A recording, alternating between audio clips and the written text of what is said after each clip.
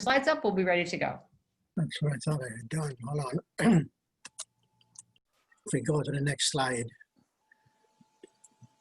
Okay. The world that we're living in here obviously is one of unrelenting change. And the challenge that we're confronted, spinning off of some of the things that Ralph was talking about, is how do we see this world that's out there? How do we make better decisions in the context of this world? How do we act in appropriate ways, and how do we manage our emotions? All of these wonderful, easy things that confront us as we deal with this world. But our basic challenge is, how do we make meaning for others? How do we understand what the key opportunities are and make these available to other people? How do we understand what the key risks are, et cetera, et cetera, et cetera? Let me go to the next slide. Okay. And so the fundamental challenge that we're all confronting, as you'll see in the next slide, is that our minds become both a prism and a prison. And fundamental to what Steve was talking about earlier, we see the world not as it is, but as we are. And that to me is perhaps the most fundamental outcome of neuroscience over the last 10 or 15 years. So if we worked in an individual company, we see the world through the eyes of that company. Or if we grew up as Americans, we see the world as Americans, whatever it happens to be. And in that context, it's impossible to disentangle thinking, emotions, and behavior. They're all part of one. Now, where the amygdala is talking with the other parts of the brain, and they're impossible to separate. And all of this really means to me, as we begin to think about learning about the future, is that the whole notion of personal objectivity is a pure myth. As individuals, we cannot be objective. And a lot of what we believe is actually mythology. That is, given a fast rate of change, how we see the world is actually out of kilter with what the change is. And as Ralph pointed out a few moments ago, we're full of biases. Other than that, making meaning is pretty straightforward. I joke. So the challenge in the next slide is very simple. How do we make sense in this world that is moving very fast? Laurie, can you move to the next slide, please? Okay. So as we look at this unrelenting world, to go back to what Steve was talking about earlier today, we've got this morass of data out there. We've got all kinds of things happening with stakeholders. We've got all kinds of change in all kinds of markets, customers, technologies. And our task is really one, how do we begin to capture where that world is going? What are the key trends, discontinuities, et cetera? And how do we boil it all down to some small number of critical insights that will inform our strategy making, inform our marketing, inform what we do as an organization? And that leads us into some things that I want to address as a prelude to talking about scenarios. You know, scenarios are a powerful way of dealing with all of this change that helps us deal with some of the things that Steve and Ralph have talked about earlier on. Next slide, please. So one simple way of dealing with this world is what I call the data-driven world. And all of us working in and around the corporate world see this every day of the week. Let's go out and get all the data. Let's build a massive database. Let's build portals. Let's get into data science. Let's build all our human and technology-based ways of gathering data. Let's describe every which part of the world. Let it get it down in detail. That's got some major implications when it comes to the data obsession, because it really does lead to analysis paralysis that Ralph talked about earlier. And one of the other implications is we tend not to be future oriented. I love working with data scientists and asking them the data they've gathered on customers. What does it tell us about where customers will be in 2 or 3 years? What will it tell us about where customer needs are going over the next 2 or 3 years? And particularly to what Ralph was talking about, it really leads to decision reluctance. We can be very reluctant to make decisions. So in this data-driven world, there's one major problem, and that is there are very, very few facts about the future. So we're going to have to make decisions in all of this complexity in a world in which there are minimal facts about the future. And that often leads to another form of dealing with this change. Next slide, please. Which is the action orientation. Let's do things, let's see what happens, let's learn from it, let's adjust accordingly. Nothing wrong with that per se. And the good news is we get committed to action, we're committed to doing things. We learn fast, we execute rapidly. The downside, however, is that the present and the past is often a miserable guide to the emerging and potential future. And so the action-driven orientation very often leads us into thinking that we've got the future covered when in actual fact we don't. And so what we've developed as a way of dealing with this, and no news here, is how do we do scenario work and do it fast? So the emphasis here is on doing fast-driven scenario work. Next slide, please. And the whole key is to learn from the future before it happens. And that may sound grandiose, but it's actually fairly straightforward to doable. Because the truth is that we can only understand the present by taking a vantage point in the future. So if you tell me that our economy is fantastic, our economy is in the dumps, that doesn't mean a lot unless I can go out 2 or 3 years and look backwards and see what's happened in the intervening period to understand what the implications might be of that poor economy being in the dumps or being very buoyant, etc. So the challenge is, can we develop alternative views of the future in the form of scenarios as inputs to making decisions, given all of the complexity and ambiguity that's around us? To do that, there are some very specific requirements that I want to address rather quickly. And one is that we've got to take a very different perspective on data because we're talking about the future. There's not much facts about the future, and we end up in situations where we literally create data about, of, and from the future, and we craft it into the form of scenarios. And this requires imagination, which requires us to get out of the psychology that I talked about earlier on, where we are constrained by seeing only where we are at, okay? And once we work in scenarios, we've also got to be willing to live in those scenarios and work backwards. So if we craft what a view the future might be, we're going to have to go live in that future, work backwards, and see what the implications are for our business, etc. And that requires stepping outside of our organization. And as Ralph has pointed out, not just outside of the box, but outside of a box that we create in the form of scenarios. And that involves suspending our current judgments about our business, our industry, etc. All of this is designed to help us work in a world that is full of ambiguity. Okay, not just complexity, not just uncertainty, but downright ambiguity where multiple perspectives need to be brought to bear. Next slide, please. Okay. So we talk with people on whether or not they want to use some fast cycle scenarios, and I'll take you through what that means here shortly. Here's 4 questions that we usually pose to see if scenario work, and particularly fast cycle scenario work, is what you should be doing. So if the answer to these questions are generally no, then you ought to be doing scenario work, and in particular doing it quickly, fast cycle scenario work. The first one is generally, have you stress tested your current strategy in the context of plausible alternative futures?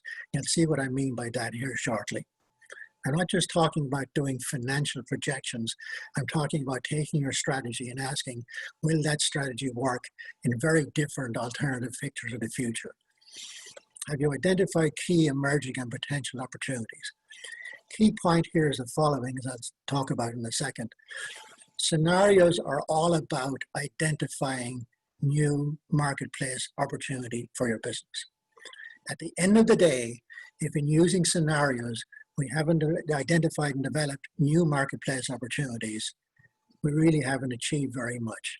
We've consumed a lot of time without creating a lot of benefit. And we really looked at the assumptions that are underpinning your strategy. Okay?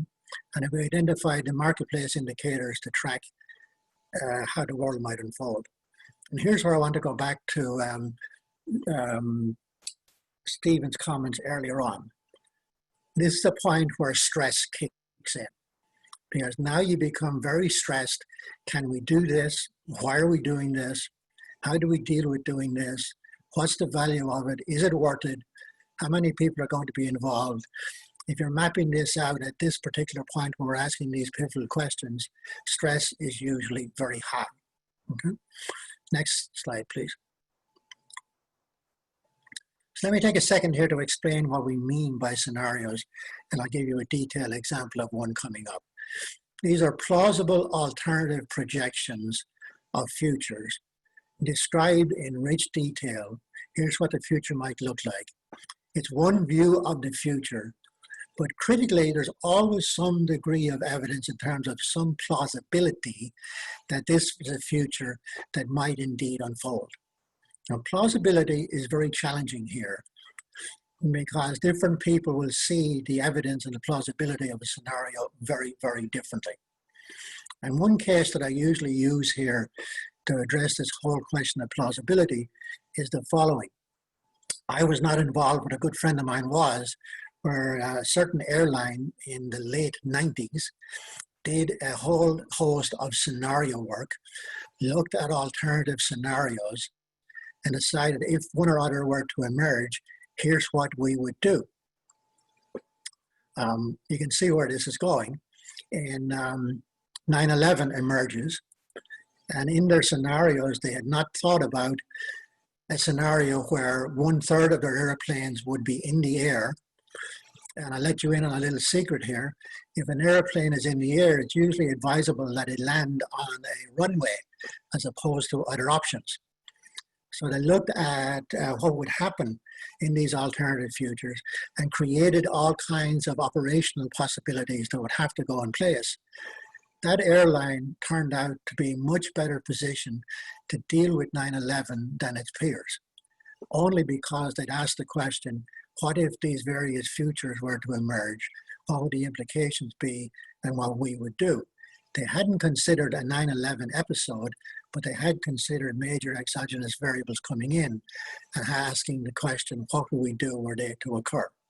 Now, to be very clear here, scenarios are not predictions. They're not statements of what will happen. They're statements of what could happen, and they involve all of the usual interactions and contingencies to create a scenario. So they're reference points across each other. So a couple of rules of the game here. Never obviously create only one scenario. Never do two. We usually advise don't do three because people are automatically attracted to doing the middle one of three. Usually we do four, and always work through and identify the implications of every scenario, even though some people will make some judgments. This is not a good scenario for us. So again, what we're talking about here are alternative pictures of the future and coming back and looking at their implications. Next slide, please. So a scenario in general sense asks two questions. What if our future marketplace looked like such? What would we do?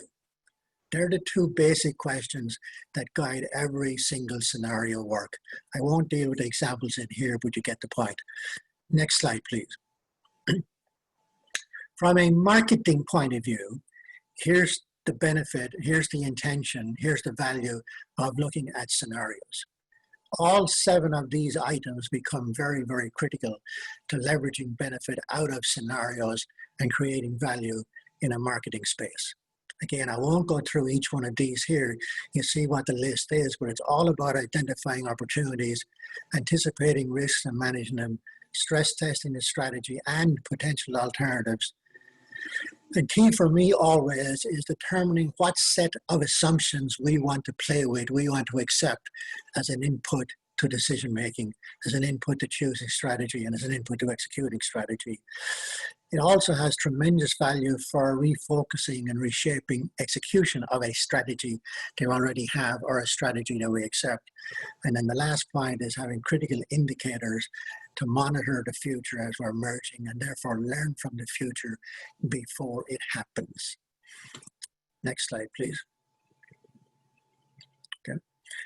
Before jumping in here to what we've now developed as the fast cycle approach to doing scenario work, let me stop, take a breath, and if there are any questions in here that have popped up, Lynn, happy to deal with them before getting into the details of what scenarios are and how to do them. Okay, everyone, is there anyone that wants to type a question or raise their hand? I'm not seeing any questions yet, Liam, Yeah. so let's Yeah. go ahead. Now I'll slow down here because now we're getting into the meat of creating and executing fast cycle scenarios. We've broken it out into 5 areas. Laurie, put the whole thing up here. Yeah. Okay. So rather than bridging along here, I'll move through fairly quickly. This ties back to something that what Steve and Ralph were talking about. You do scenario work because there's a real reason to do it. You don't do scenario work for the sake of doing scenario work. So you be very careful in the define stage to identify why we're doing scenarios. An example might be we're going to embark on a major diversification strategy in our industry. Let's take a look at how the industry might unfold. Okay? Or we've got a major capital investment decision. We're going to spend $5 billion creating a new semiconductor plant. Let's take a look at how various industries might unfold that might impact that decision. So at the end of the day, when we're looking at implications, the implications are back to that key decision or key context that we identified at the beginning of our scenario work. Okay. Then we come in and we look at all of the relevant changes that are taking place with respect to that issue or decision. We look at what the key uncertainties are, and we end up here then with a set of key uncertainties relevant to that decision. I'll show you the example here in a second. Okay. Out of those key uncertainties, we develop usually 4 different scenarios, and I'll show you how to do that. Okay, so we end up here, I developed with 4 well-defined scenarios, and apply and distill are then how we go about using those scenarios. And one key point here, before we jump into company-specific implications, we're always very careful to identify what this means for our industry or the competitive space that we're in. One of the key mistakes made in scenario work, and I've seen this with the large consulting firms, is they go from the scenarios down to the implications for our firm at the speed of a MIP without taking a time out to ask, what does this mean for our industry? And we do this for each particular scenario, look at the implications, and we're particularly interested in robust implications. That is, are there implications across all the scenarios for our business? Okay. So all the scenarios suggest heavy investment in R&D or changing our go-to-market strategy or whatever the case might be. So these are the 5 stages that we use in scenario work. Again, I'll show you the detailed example coming up. Next slide, please. Thanks to COVID, we're now doing all of this work virtually. And this is where, to Steve's discussion earlier on, the stress level now goes through the roof again, because now we're looking at the question, how in the hell do we do this, and do it fast and do it well, without coming face to face as we would have done historically? Okay. I've put in here some examples of the virtual sessions that are involved in going through this. Our aim in doing the virtual scenario, fast cycle scenarios, is we go from define to distill, from beginning to end, from soup to nuts, in 10, 11 weeks or less.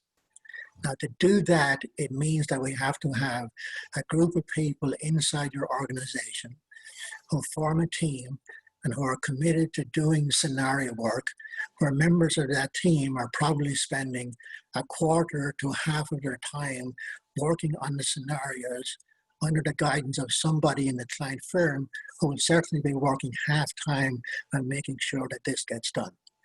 So when you're committing those kinds of resources to doing scenario work, you obviously start with a question, which is this really going to be valuable to us? Is this going to create the returns?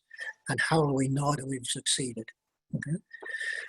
So these are, I just wanted to give you some examples of where we break out into virtual sessions from beginning to end.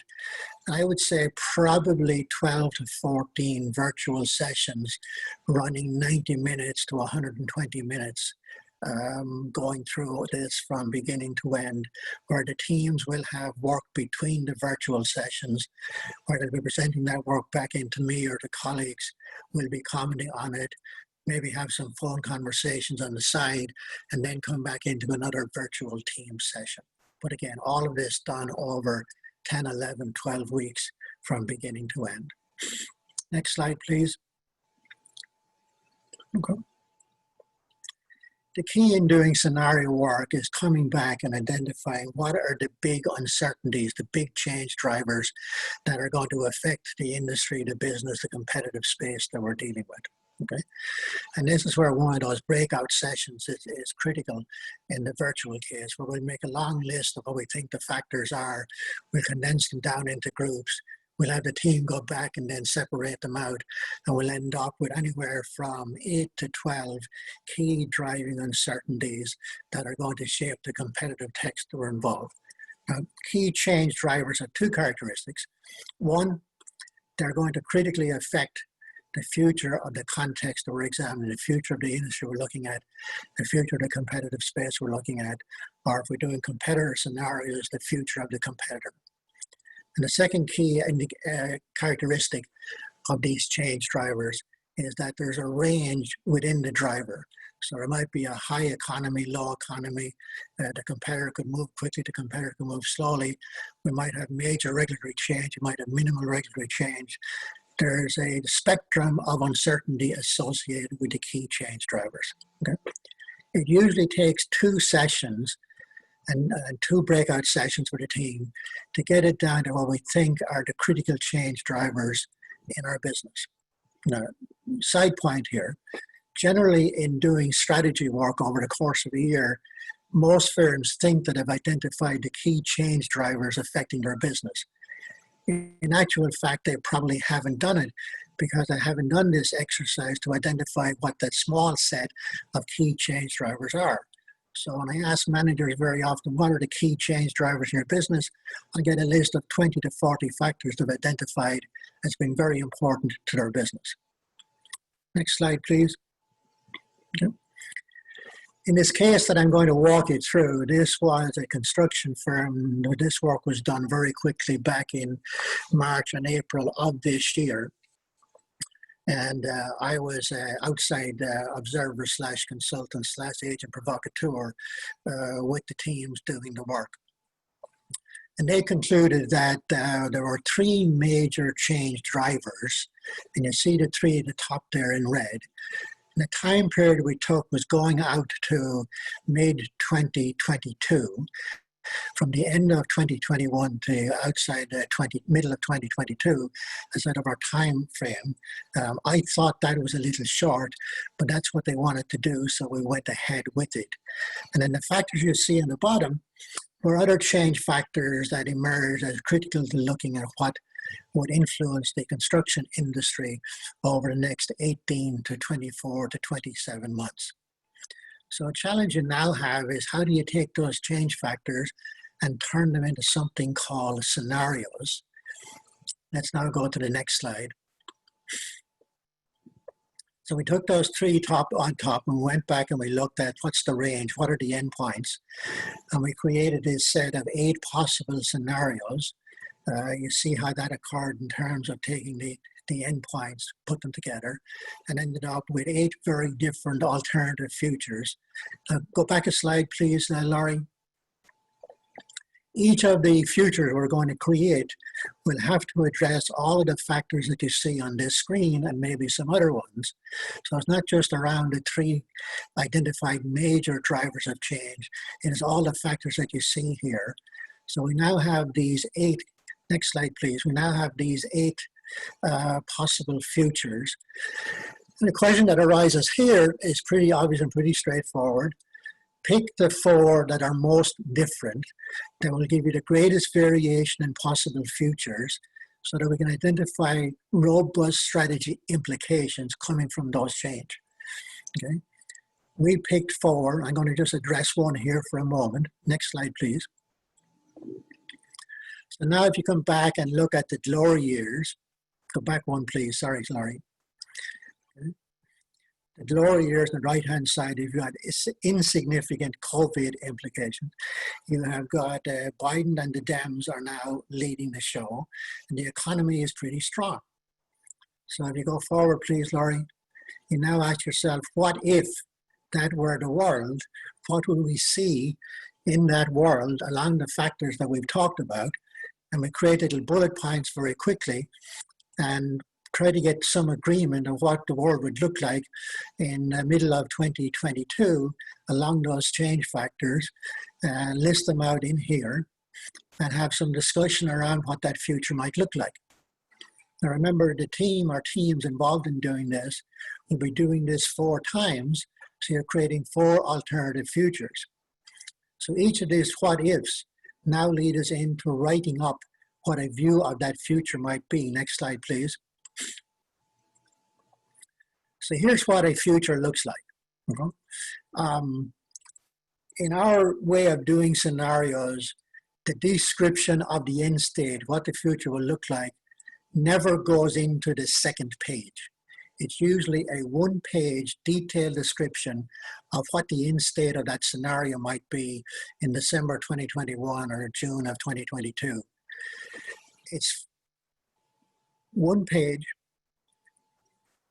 Key here is making sure that it is internally consistent. So you go back through and you make sure that there's no contradictions between the various elements that are described in this world. Okay. Again, this is the future world that we're looking at. This is a set of data that we have actually created. It is dealing with the ambiguities inherent in the world ahead of us. And I just gave you a sampling of what that world might look like, and I've sanitized it a little bit to not reveal some things that the client here actually was working on. But this is what the description of the world would look like. You now have 4 of these descriptions of the world. In an ideal sense, what happens now is the following. A set of managers, a team, will now be asked to live in this world and only in this world. They catapult themselves out to the end of 2021 or middle of 2022. You're only allowed to live in this world, and then you ask 2 major questions. What would our competitive space or industry look like if this was the world that were to arise? And once you have done that, then you ask, what are the business implications for our business? So it's 2 steps. It's not going from this scenario straight out to the business implications. What I'm not addressing here, but wanted to point out, once you do each end state, we then go back to the present, which in this case was March, April of this year, and we ask what would have to happen for this particular world to unfold and arrive in December 2021. So what would have to happen at the government level, at the investment level, at the competitor level, at the customer level, at the state and local government level, at the regulatory level, etc. What would those entities have to do to get us to this state?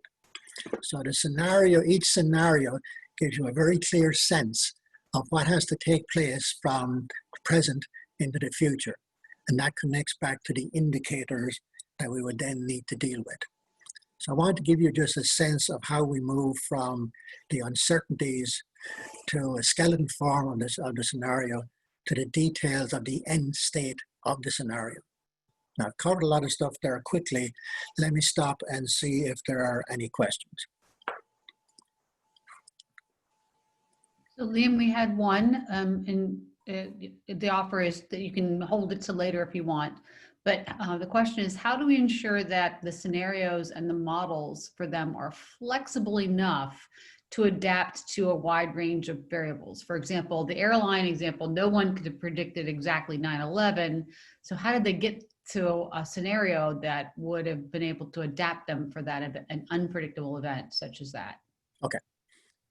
Little case history here to lead into an answer for the question. We're doing this work in a computer firm. I won't name what the computer firm is, but it's associated with Big Blue. And we were walking through a set of 4 scenarios in a particular industry, which had major change taking place. And one of the senior leaders of R&D got up and said, look, we know that there are 19 change factors affecting our industry. That would then give you 2 to the power of 19 possible alternative futures. How can you possibly stand there with a straight face and say that your 4 scenarios have encompassed all of those potential futures? The answer obviously is that you cannot, nor would you even try, nor should you. But what you can do is if you've got 4 very different scenarios that look at 4 very different distinctly different alternative futures, the likelihood of capturing what the future would be that would unfold is reasonably high. But more importantly, far more importantly, is that once you've looked at the implications of those 4 scenarios, you've probably addressed the implications of any scenario that's likely to unfold. So in the case of Big Blue, once we identified what those scenarios looked like, and we identified what the industry and firm-specific implications were, almost irrespective of what future emerged, unless it was way outside the bounds of anything one could expect, we were pretty covered in terms of possible business implications back to us. And so the key from a scenario point of view is once you are tracking the indicators that you've identified to anticipate where the future is going, and you're able to learn before that future emerges by virtue of what's happening on your indicators, then you're in the best possible position where you can adapt your strategy to the emerging or projected future. Okay? So it's not a question of trying to get scenarios that anticipate every possible future. That is impossible. It's a question of getting very different scenarios so that you can be reasonably sure you've covered the waterfront in terms of implications back to your business. I hope that long-winded answer addressed the question, because it's a very good question. It's one that always emerges. Thanks. Let's now move forward and look at the next stage in our 5-stage process and look at implications. Laurie, next slide, please. Again, I won't belabor this point here, but key tendency in almost all the firms we've ever worked in is you move from the scenarios down to implications for your business. Okay? So you need to step back and say, okay, what does the competitive context of the industry or the market look like within this scenario before moving to business implications? Next slide, please. Okay. So for each scenario, okay, make sure you come back and ask a set of questions about what that means for the competitive context. I haven't filled in all the data and the analysis that was done here, but just to give you a flavor of it. So you've got across the top, you've got 4 scenario contexts that are very different. Okay. Along the left-hand side, you've got questions that you need about the context. So what kinds and what's the extent of the marketplace opportunities that are available in each of those scenarios? Okay. What's happening on the customer end, what's happening on the technology end, what's happening on the product end, what kinds of opportunities are out there. And this is done without respect to our firm. It's done for the industry or the competitive space in general. That is a really key point. You keep your own firm out of the context in doing this stage of the analysis. Okay? So you look at something like strategy vulnerabilities, you're asking the question, what kinds of strategies would have what kinds of vulnerabilities in each of these scenarios? Clearly, that would eventually connect back to your own firm, where you'll ask what kinds of vulnerabilities would we need to address. The bottom one is very critical, which is what kinds of assumptions would we have to make if we were heading into any one of these 4 scenarios? Okay? What are the assumptions we make about industry growth, about where the opportunities are, where the risks are, etc. Okay? So step back always and build a bridge between the scenarios back to your own organization by asking these kinds of questions in here. two side points here. This becomes an amazing learning experience for people in your firm because they may not have thought about at any great extent where are the opportunities in the future across different kinds of orgs, where are the risks out there, and they may have had very little dialogue and deliberations about how different futures could give rise to different opportunities or what kinds of assumptions we'd really have to make if the world turned out to be very different. Okay, so there's a lot of learning that takes place in here. Second key point here is very valuable to have different kinds of people involved in the process.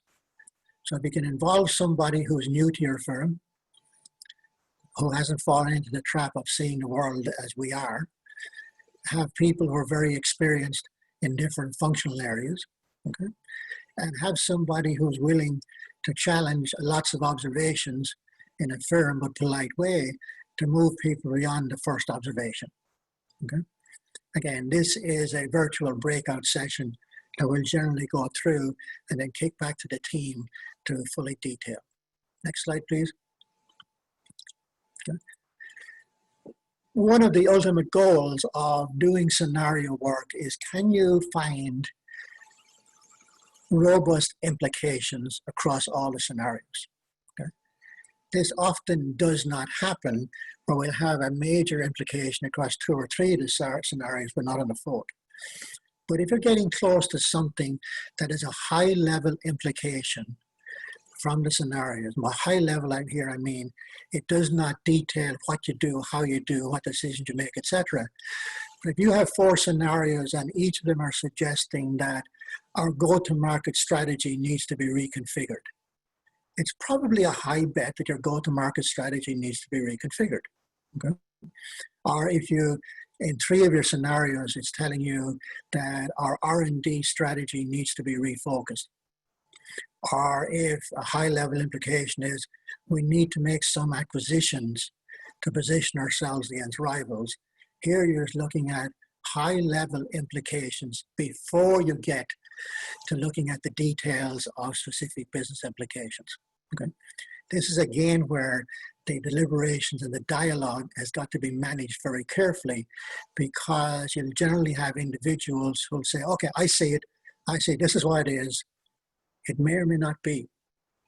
So take the first contributions as merely input to the conversation and not as the conclusion. Next slide, please. For our client firm here, there were 4 business-related implications that emerged. Okay, you see them here in front of you. Now, recognize what's happening here.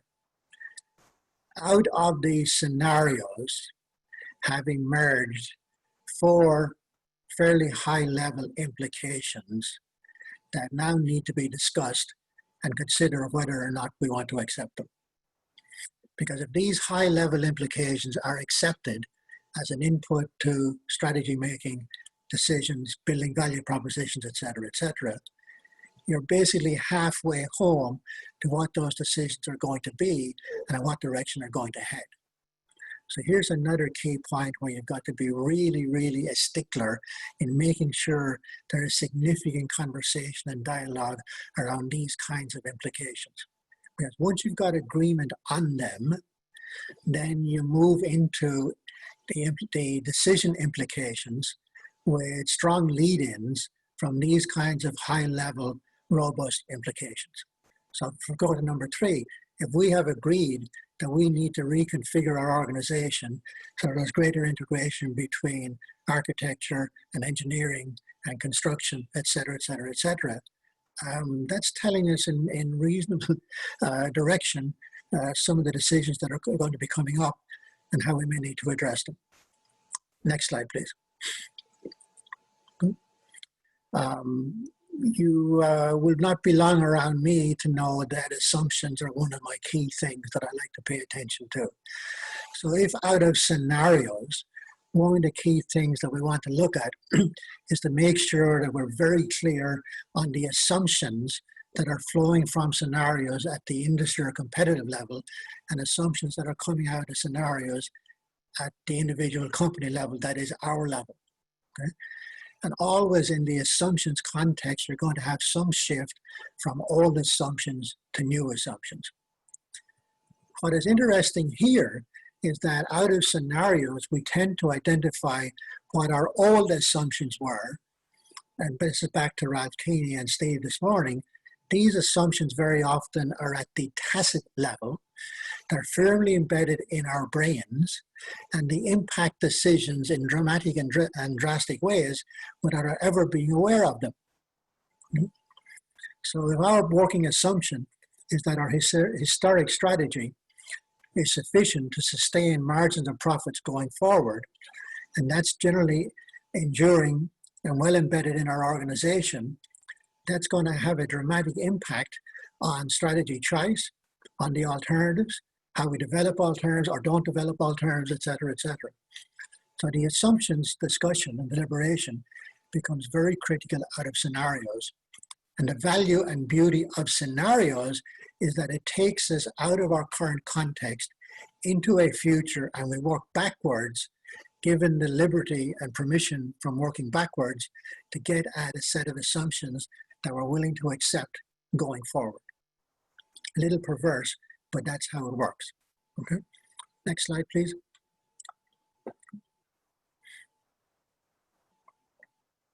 Okay. So when we come back to now with the inputs of robust implications, we now come back and look at different strategy alternatives and ask ourselves, how will each strategy alternative fare in each kind of context, in each scenario, etc. And we ask these kinds of questions that you see on the left-hand side, and becomes a very critical way of being able to ask very serious, stringent, demanding questions of these projected strategies or possible alternatives. Here again is where we need to be bitterly self-critical of both ourselves and our organization, and never again accept the first contribution or observation. Dig deeply and ask follow-up questions. Okay, so at the bottom of this particular slide, you'd end up with an assessment of whether or not each particular strategy merits some sense in terms of the scenarios and moving forward. Next slide, please. Okay. This is where we make the connection between our assumption set and the details of our business implications that we've gone through. Now, obviously, I've moved very quickly through the set of implications for this particular client firm in the interest of not giving too much away, but in the interest of showing you what the steps are. One of the big steps at the back end is we come back and we compare and contrast our assumption set going forward that we've accepted with the details of the business implications that we've chosen as a consequence of our judgment.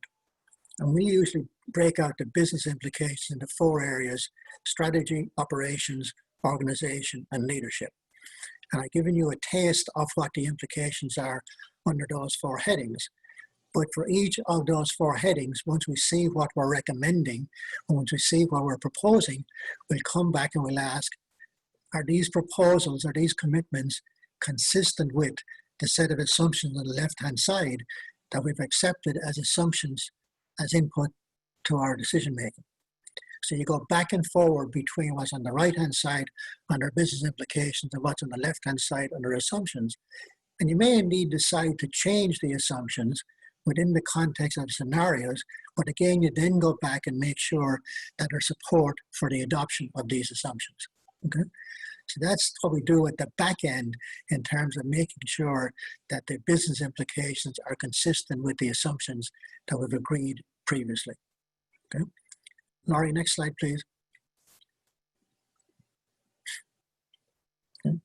So the output of the fast cycle scenarios that you've seen the walkthrough here is what I've identified earlier on in terms of stress testing the futures you're looking at, building action plans that may come to fruition, being very clear on understanding what the opportunities and risks are, being very clear on having an indicator, what I call an indicator dashboard, which, by the way, will usually have no more than 8 to 10 key indicators that you're going to use to track how the future might unfold. Okay, It's not 20 or 30 or 40 or 50, okay? Again, as we talked about, agreeing on what the key assumptions are and the indicators we'll use to track those over time, okay? Making sure that our strategy deliberations are very embracive. Multiple different people involved, multiple perspectives, different decision rationales. To some extent, a lot of the things that Ralph had talked about in the earlier session, bearing in mind Steve's observation about stress and how we manage stress, okay? And critically important from my point of view is building the whole fast cycle scenario process into your organization so that it becomes part of what you do on an ongoing basis. And you don't need geranium heads like me on the outside helping you along. It becomes part of your built-in process. Next slide, please. Okay. I wanted to leave you with just a set of do's and don'ts. And we've got a very elaborate length of these. Laurie, fill in the whole thing.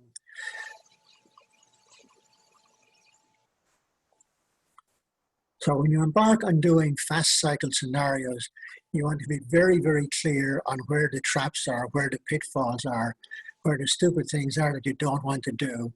Learn from what others have done before you and avoid all of those disastrous mistakes that people can get involved in. I'll just identify one since I'm involved in it right now.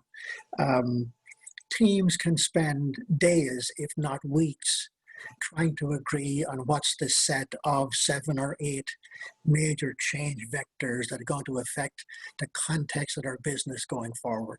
Okay. Usually they can be condensed down into a smaller set of 3 or 4. And getting agreement on those 3 or 4 is not easy, but don't waste an inordinate amount of time getting to that agreement. Okay. And the other big one that I see all the time is people want to design the perfect scenario. They want to have all the details in that one page, absolutely clear, absolutely in agreement, no conflicts involved, okay? Getting a lot of numbers involved, which is okay. But again, don't spend an inordinate amount of time seeking the perfect description of an alternative future that you are projecting. It's just not worth it, okay? Things to do on the other side, I'll emphasize this too, be very clear upfront why you're embarking on fast cycle scenarios. What are the big decisions that you're facing? What's the big change in the context that you want to explore? And how will it make a difference to the decisions that you're looking at, okay? And I'll jump down to deploy, making sure that once you've got the scenarios, that you really, really spend time identifying the competitive context issues. So where are the opportunities, where are the risks, etc., before coming down to detailing the implications for your own firm, okay? We've got longer lists of those do's and don'ts should anybody be interested, but I just wanted to give you a flavor of where they're involved. Laurie, one more, that's just about it. So I'll just say thank you. Thanks for bearing with me. Thanks for my going through this at a very quick pace. That's the new book on the insight discipline that will give you some input to some of the things we've talked about. So I'm willing to entertain gripes, bitches, moans, delirium, despair, and many other things that may be causing you stress. Okay, great. That's great, Liam. Actually, Gary Lillian came in with the first question after this. He's ready for this. He says, how does your approach address black swans like 9/11, 2008 financial crisis, COVID? Or a thing called COVID. Yeah, or a thing called COVID, yeah. How would that have been caught? Yeah. Interesting. In a number of executive workshops, I've asked managers, which worries you most? Computer viruses or human viruses? I would say 80% of individuals would say computer viruses. Were I to ask that question next month, I think it might be 100% on human viruses. Yeah. Back to Gary's question, this is a lead into it. Once you have developed the set of scenarios, you can then ask the question that Gary's asking, what might happen that's outside the bounds of consideration within this scenario that could dramatically affect that scenario? what would be those, in our terminology, the outlier events or the black swans? And so the black swans might be, a breakthrough technology, a human virus, a dramatic, unexpected shift in a regulation that nobody had entertained, and then look at the impact of it on each of the four scenarios. Okay. Now, COVID provides a very interesting example because a few firms had done scenarios which were built around a collapse of the economy. Perhaps not to the level that we experienced in the last 4 or 5 months, or perhaps the next 2 or 3 months, but what would the impact be on their business if you had a significant downturn in the economy over the next 2 or 3 years? That gets close to the COVID impact on the economy. We had no idea that the downturn would be caused by a thing called a human virus, but we still were able to look at what the implications were of that downturned economy and look at what it meant for both the industry and for ourselves, and came up with some pretty good implications of what we needed to do were we in a downturn economy. I hope that goes some way to dealing with Gary's good question. Yeah, and I think Leslie adds to that, the question really wasn't so much COVID. You don't have to specify the virus, but it's about the disruptions to supply chains or the significant drop in demand that we obviously have said. So that was your point. Yeah. Tim says, how do you assure that the 4 scenarios are the extreme corners of the future box?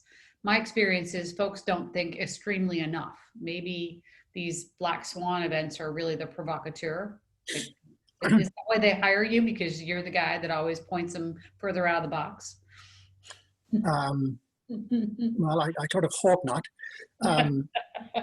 Once you've identified what are the key change vectors of change, okay, and you get that down to 6 or 7 or 8, when you start interacting those change vectors to create possible or potential scenarios, you end up, when you manage it properly, getting very different scenarios, which are very different contexts.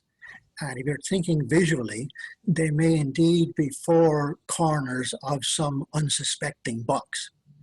And the question is not so much, are they the corners of the box, but are they different enough to get your executive team or your team working on them to think outside their normal box? And that's an absolute must. That's an absolute requirement. It is an imperative that scenarios get people to think out of their normal, to move outside their normal way of thinking, move outside their normal way of making assumptions and adhering to assumptions. So again, one example with currency, once you move into those 4 scenarios, and I'm thinking of an actual example, you end up with very, very different customer value propositions in those futures. And of course, the firm I'm talking about had never really considered those possible customer value propositions because it wasn't within their normal state of thinking. Now that we have them surfaced, the question is, what would we do to get to those new customer value propositions? What does it take? What might the returns be? And what would happen in the environment that would guide us in that direction? Another question. So do you know, or can you tell us some firms that do this well, and why are they the ones that are doing it well? The firms, well, there aren't too many firms that I can talk about in terms of doing fast cycle scenario at the speed and depth that I'm talking about here. Because most companies, when they do scenario work, usually influenced and driven by the larger consulting firms, or they bought into the Shell approach to doing scenario work, which is you essentially boil the whole ocean before you come down to your own firm.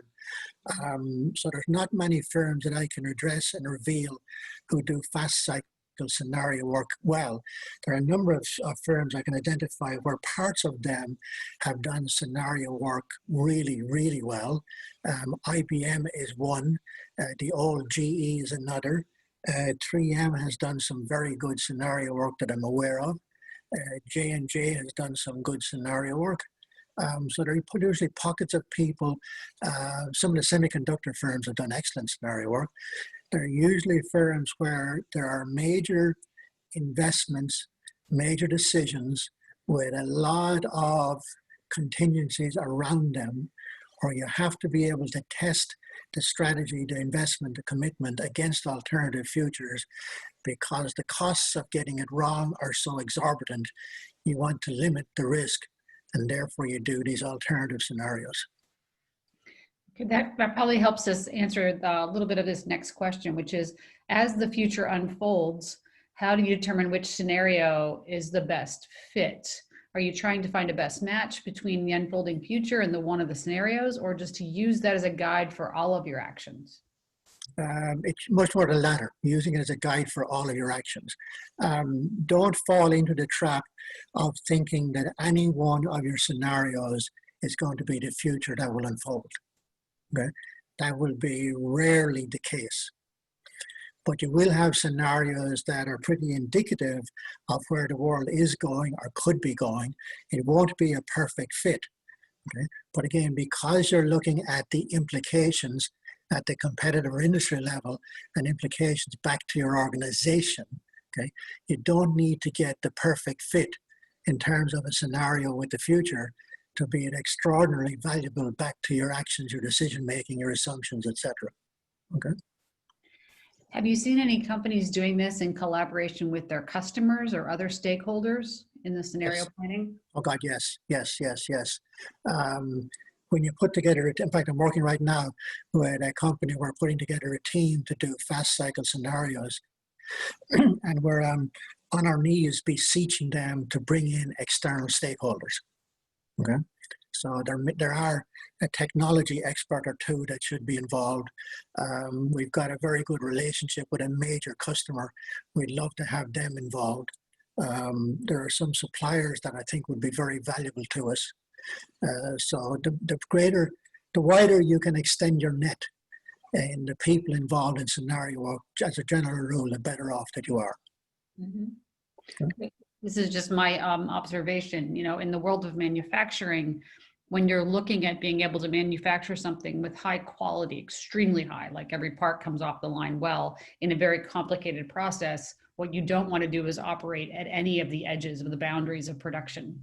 And the only way to really get that is to create these robust manufacturing envelopes, all of which lay on top of each other and none of which are individually as critical as all of them together. It seems like that's kind of the scenario thought, right? You're trying to expand your operational space and make your organization so robust that it can handle these out of bound, but not at the edge of the edges effects. True? Yeah, I mean, at the end of the day, scenarios are all about challenging and often reshaping the dominant mental models that are in your organization. Mm-hmm. So when I hear a manager say, oh, now I see how that could unfold. Now I see how the key assumption I thought I was making will not hold in the future.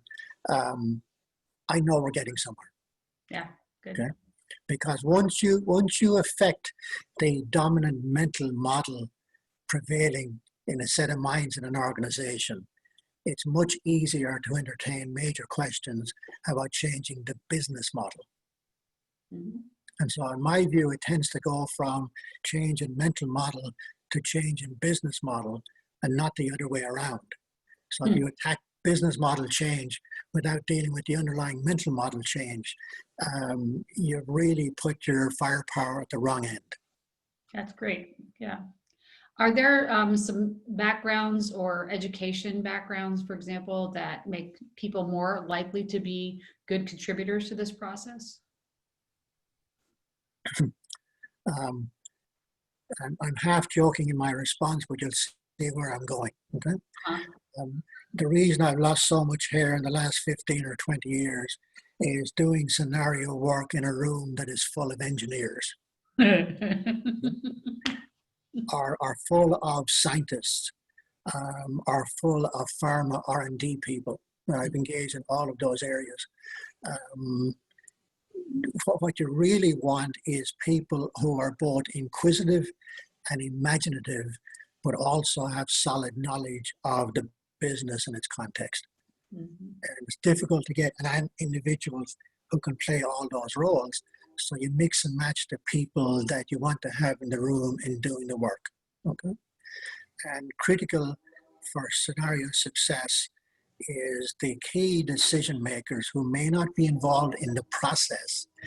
You have to explain to them and detail to them what scenario work is all about, why it's being done, what the benefits might be, and what the relevance might be to them as individuals or as a team. In other words, don't wait until the scenario work is done to present it to the executive team or the senior management team.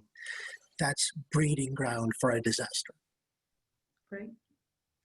Okay, before we go off to ask the other two speakers to come back and take some panel questions with us here, and then we'll go off and network ourselves back in Gathertown.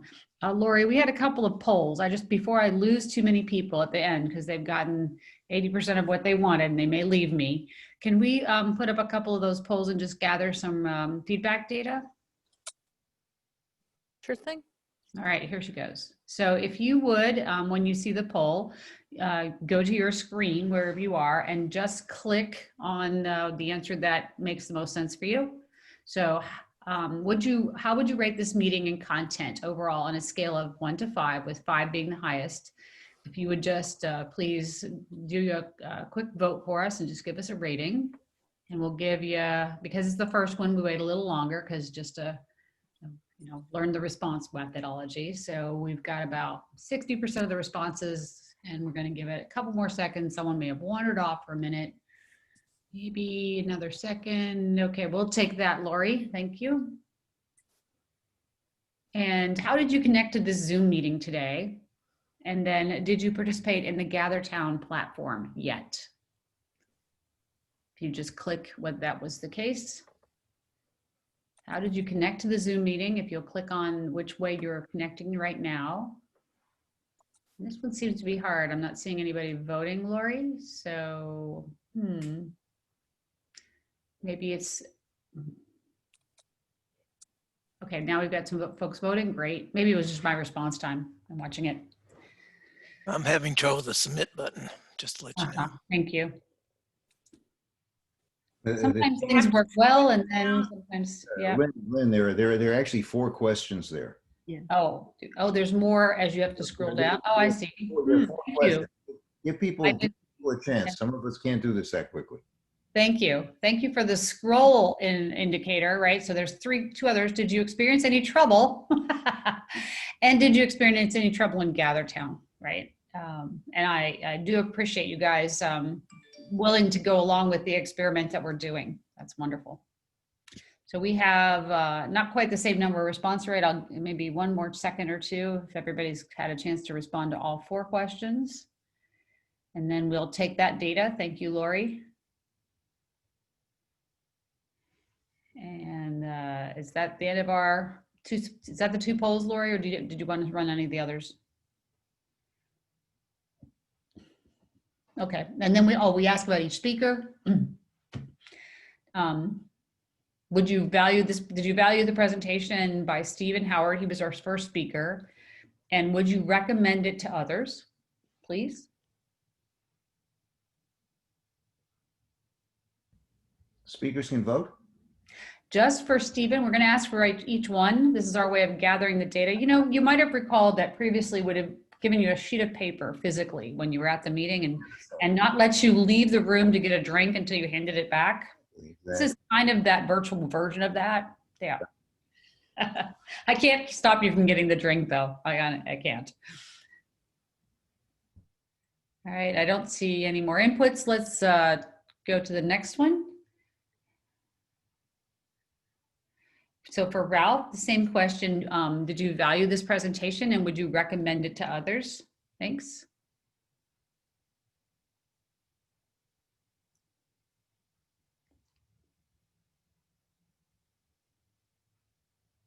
We'll just wait till we get about the same level of response. Maybe one more. Okay, let's go with that. and then Liam. And then for Liam, learning from the future, did you value this presentation and would you recommend it?